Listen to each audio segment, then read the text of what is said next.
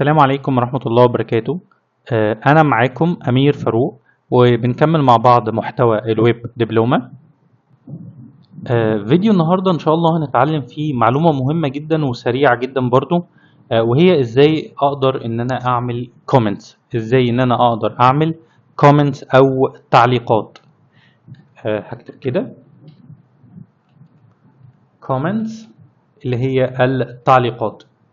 ايه المقصود من التعليق او الكومنت؟ الكومنت زي ما احنا كنا قلنا في ال HTML الهدف منه اكتر من حاجه. رقم واحد ان انا اعمل دوكيومنتيشن للكود، انا عايز اعمل توثيق للكود بتاعي، عايز اشرح الكود بتاعي، عايز اوضح انا كنت بعمل ايه في الجزئيه دي في الكود، عشان لما احب ارجع اشتغل على الجزئيه دي تاني اقدر ان انا اكون فاكرها بكل سهوله، علشان لو في تيم شغال معايا يقدر يفهم من الكومنتس ايه اللي انا كاتبه، ويقدر ان هو يكمل ورايا. وده اللي كنا بنقوله في الفيديوهات الخاصه بالتكنولوجي توبكس اللي احنا كنا بنتكلم عليها، وكنا بنقول مهاره انك يبقى عندك كود بتاعك ريدابل، كود بتاعك مقروء. الكومنتس بتساعدك في ده، بتساعدك ان الكود بتاعك يكون مقروء. ازاي اقدر اعمل كومنت بقى في لغه ال CSS؟ رقم واحد احنا قلنا عايزين نوثق الكود، فازاي اقدر اعمل ده؟ بكل بساطة هروح اكتب الكومنت بتاعي كده سلاش استريكس، بعد كده اكتب اللي انت عايزه، اكتب اللي انت عايزه، بعد ما تخلص هعكس حط استريكس بعد كده سلاش. طيب يعني انا دلوقتي لو عايز مثلا الفونت فاميلي ده ما يشتغلش، او عايز اكتب مثلا هنا شرح، ممكن اقول له هنا مثلا تغيير مثلا نوع الخط. هنا في اللاين ده كنت بغير نوع الخط مثلا.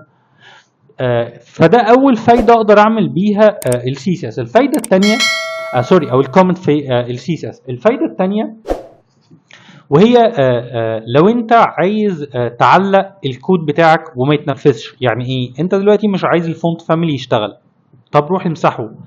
طب ما يفرض ان انا بعد ما مسحته بعد فتره عايز ارجعه تاني، روح اكتبه. طب انا هفضل اكتب وامسح واكتب وامسح واكتب وامسح؟ يقول لك لا، علق الكود. يعني ايه علق الكود؟ يعني كلمه علق معناها خليه تعليق، خليه كومنت.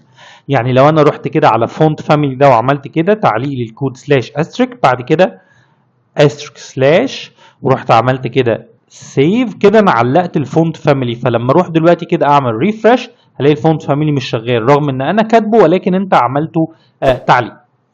يبقى تقدر توثق الكود، تقدر تشرح زي ما انت عايز من خلال الكومنت. تقدر انك تستخدم الكومنت علشان تعلق الكود وتمنعه من التنفيذ، ولكن انت برضو ما حذفتوش، انت سايب الكود مكتوب ولكن منعته من التنفيذ.